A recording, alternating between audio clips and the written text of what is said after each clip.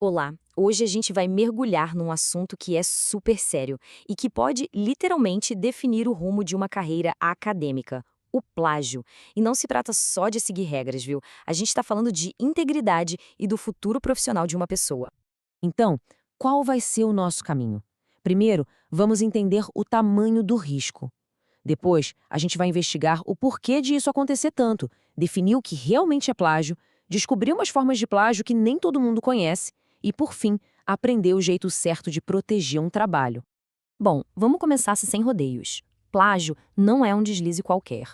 As fontes que usamos para essa análise deixam bem claro que as consequências podem ser pesadíssimas e muitas vezes permanentes na carreira de qualquer pesquisador.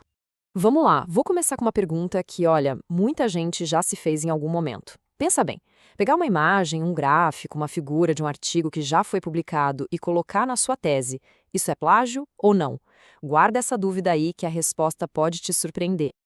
Pois é, aquela época em que as coisas ficavam mais escondidas, acabou. Hoje, instituições super respeitadas como a FAPESP aqui no Brasil não têm mais receio de divulgar publicamente os nomes de quem foi pego em má conduta. Imagina só, uma reputação que levou anos para ser construída pode ir por água abaixo por causa de uma única publicação. E que ninguém pense que isso é um problema só nosso. Essa manchete da revista Science mostra que a coisa é global e as consequências são bem sérias. Perder um emprego de prestígio é uma possibilidade real. Isso só mostra o quanto a comunidade científica internacional leva esse assunto a sério. Agora se prepara, porque essa história é de cair o queijo.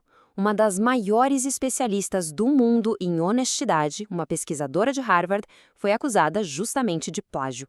É o tipo de caso que deixa uma lição muito clara. Absolutamente ninguém está imune. Seja por descuido ou pela tentação, isso pode acontecer com qualquer um.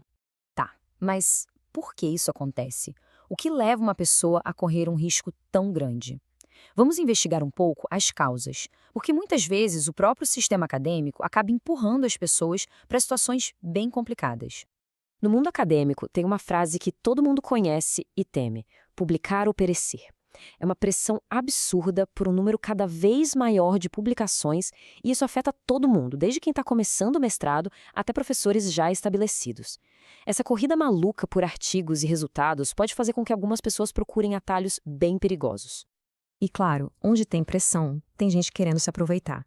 Isso que está na tela é um trecho de um e-mail de verdade que um pesquisador recebeu. É uma oferta na cara dura para comprar a autoria de um artigo. É revoltante, né? Mas mostra como o sistema tem fragilidades que alguns espertinhos exploram.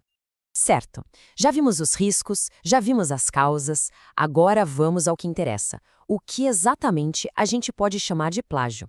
Entender essa definição é o passo número 1 para a gente conseguir evitar o problema, seja ele intencional ou, o que é muito comum, por acidente. A Universidade de Indiana tem um guia bem direto sobre isso.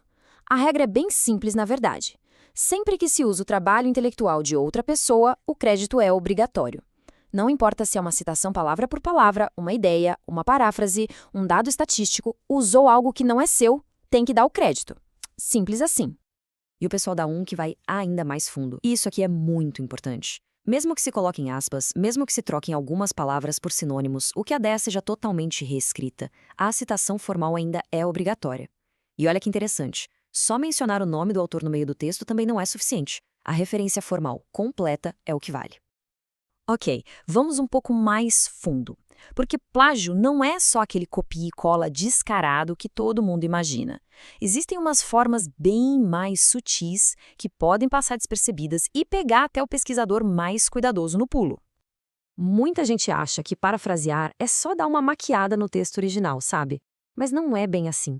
Mudar uma palavrinha aqui e outra ali, inverter a ordem da frase ou até mesmo fazer uma colcha de retalhos com frases de várias fontes diferentes não é parafrasear. Isso ainda é considerado plágio. Parafrasear de verdade é entender a ideia do autor e reescrevê-la completamente com as suas próprias palavras. E essa aqui pode ser uma surpresa para muita gente. Sim, é totalmente possível plagiar a si mesmo. O nome disso é autoplágio.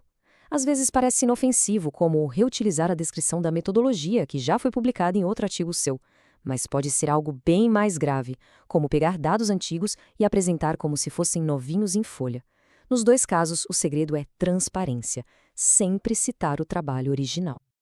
Ufa! Depois de entender os riscos, as causas e os tipos de plágio, vamos para a parte mais construtiva. Como fazer a coisa certa? Essa última parte é sobre as ferramentas e o passo a passo prático para garantir a integridade de um trabalho e, claro, proteger a própria carreira. Lembra daquela pergunta lá do começo sobre usar a figura de um outro artigo? Então, chegou a hora da resposta. E a resposta é sim. Usar uma figura de outro artigo, mesmo citando a fonte, pode ser considerado plágio se você não tiver a permissão explícita. Isso porque os direitos autorais da imagem geralmente pertencem à editora, não ao autor. Ah, então como é que se faz do jeito certo? É bem mais simples do que parece. Primeiro passo, descobrir quem é o dono dos direitos autorais, que quase sempre é a editora. Segundo, na própria página do artigo, geralmente tem um link para solicitar permissão de uso. E terceiro, passo crucial, colocar na legenda da figura uma notinha dizendo que a reprodução foi autorizada. E na prática, é assim que fica. Estes são exemplos reais de legendas em artigos científicos. É super direto e transparente. Adaptado com permissão ou reproduzido com permissão, e aí vem o nome da editora e o ano. É esse tipo de cuidado que protege o trabalho de todo mundo. E para a gente fechar, fica aqui uma reflexão para o futuro. A gente está vendo uma explosão de ferramentas de inteligência artificial que escrevem, reescrevem, parafraseiam textos em segundos. E isso levanta uma questão enorme.